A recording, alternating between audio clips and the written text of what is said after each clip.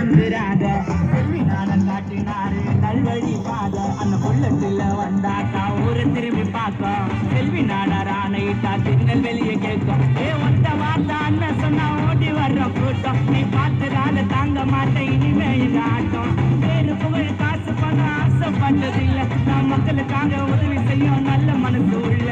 வீரமான படம் மண்டை காட்டு சீ